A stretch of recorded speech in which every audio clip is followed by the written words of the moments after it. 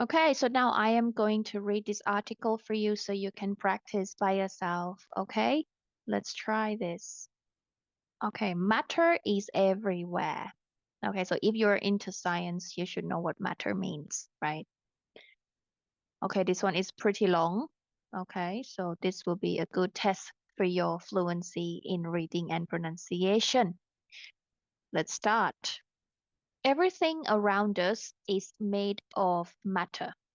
Around us,เป็น around us. Okay? Your clothes, the trees, even the water you drink. We divide matter into four major categories, which are called the four states of matter: liquid, gases, solid, and plasma.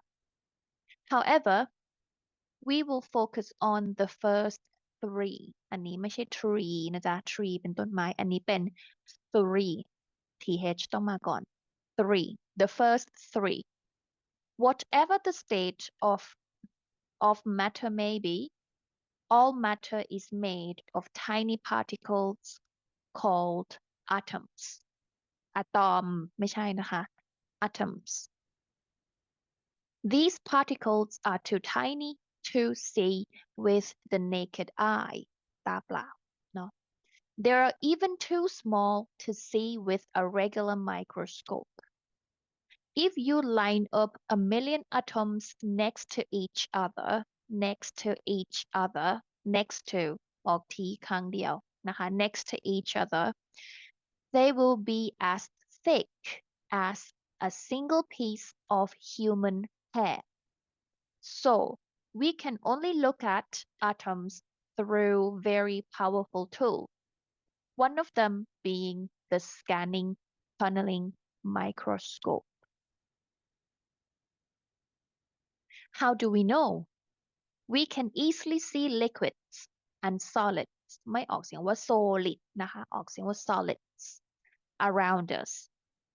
But most gases aren't visible. ไม่ใช่ visible. We can't see the air around us, but it is still made of atoms that constantly move around freely in space. How can we tell? Take a balloon, for example. When we pump air into a balloon, it visibly inflates. That means that gaseous matter is filling the balloon and taking up space. The more air we blow into the balloon, the bigger it gets.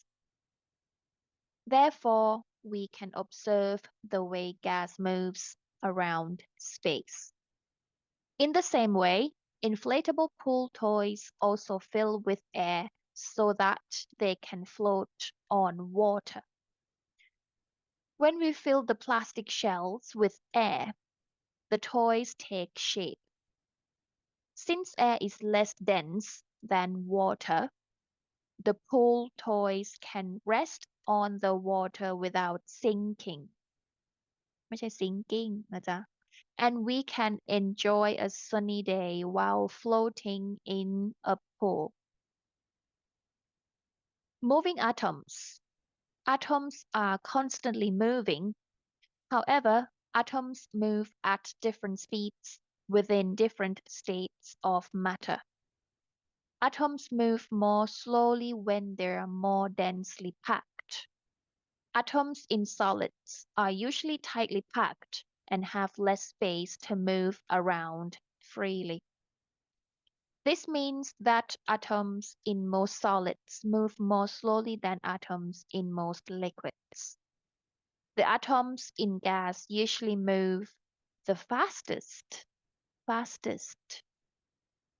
Since the atoms usually move more freely in liquids and gases, they can undergo a process called diffusion.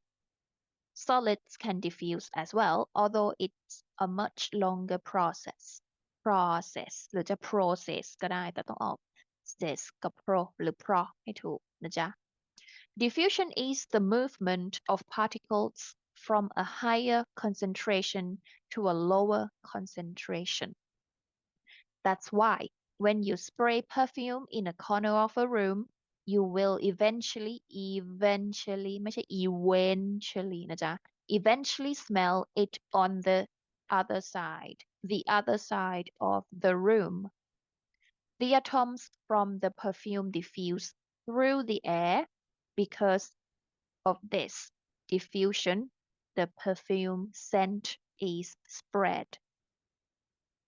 Identification. We can identify materials according to a variety of properties.